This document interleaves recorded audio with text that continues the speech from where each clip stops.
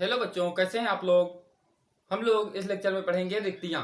तो हम लोग इसके पहले पढ़े थे संकुलन।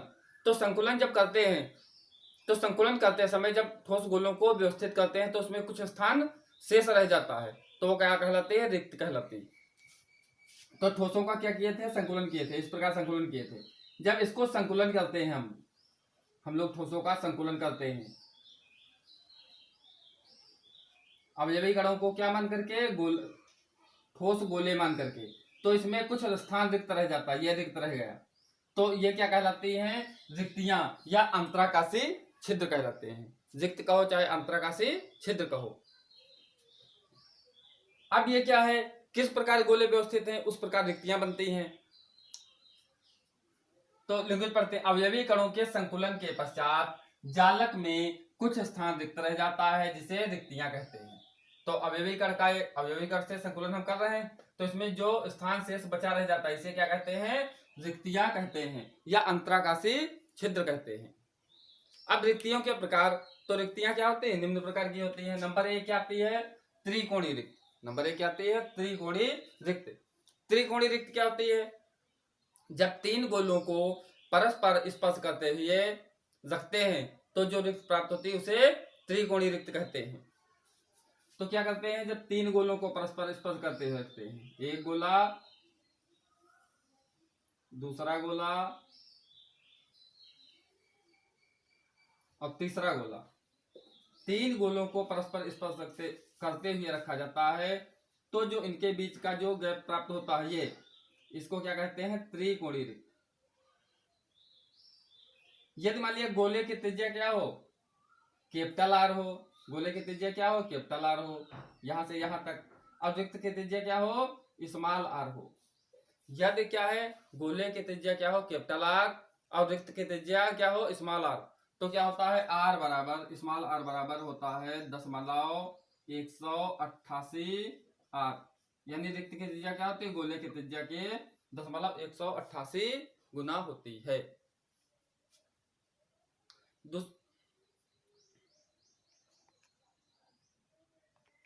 दूसरी हमारी आती है चतुष्फल की रिक्त।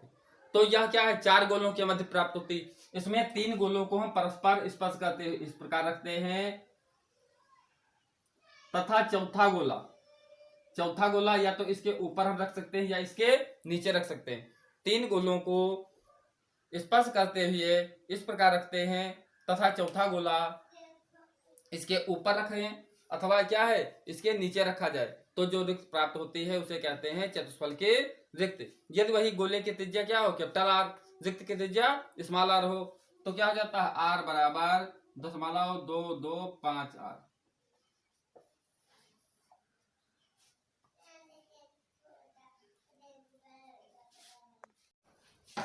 अगली आती है अष्टफल की रिक्त। तो अष्टफल की जो रिक्त है ये छह गोलों के मध्य बनती है, 8 गोलों के मध्य नहीं बनती। अष्टफल की रिक्त 6 गोलों के मध्य बनती है। तो यह रिक्त क्या है? 6 गोलों के मध्य बनती है। इसमें 4 गोलों को स्पर्श करते हुए एक ही तल में रखा जाता है। 4 गोलों को स्पर्श करते हुए एक ही तल में रखा जाता है।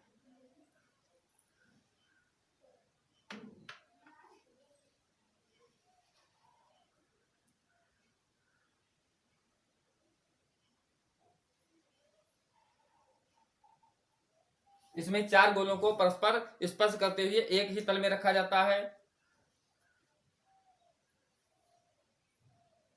तथा एक गोला इसके ऊपर रखा जाता है, दूसरा इसके नीचे रखा जाता है। तो एक गोला इसके ऊपर रखा जाता है, एक गोला इसके नीचे रखा जाता है। तो जो रिक्त प्राप्त होती है इस प्रकार की संरचना प्राप्त होती है।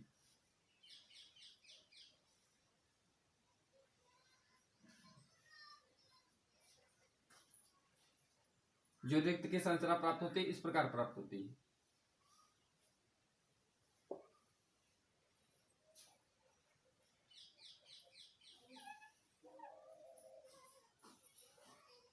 ये 4 गोले एक दूसरे को स्पर्श करते हुए रखे गए हैं। एक गोला इसके नीचे है, एक गोला इसके ऊपर है, ये गोला ये नीचे है, ये गोला इसके ऊपर है। इस प्रकार जो रिक्त प्राप्त होती है तो क्या कहते हैं? अष्टफल की रिक्त। तो इसकी लैंग्वेज क्या है?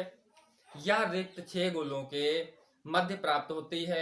इसमें 4 गोलों को एक ही तल में एक दूसरे से स्पर्श करते हुए रखते हैं। इसमें 4 गोलों को एक दूसरे को स्पर्श करते हुए रखा जाता है कि इसके केंद्र एक वर्ग के चारों कोनों पर पड़ते हैं। इसके केंद्र क्या है?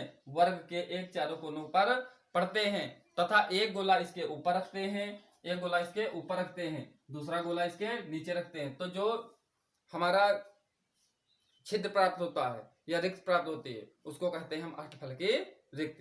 अब क्या है? यदि गोले की त्रिज्या कैपिटल आर, रिक्त की त्रिज्या स्मॉल आर हो तो क्या होता है? आर बराबर 0 यदि गोले की त्रिज्या कैपिटल आर, रिक्त की त्रिज्या स्मॉल आर हो तो आर बराबर 0.414 आर, यानी रिक्त की त्रिज्या गोले की त्रिज्या के 0.414 गुना होती है।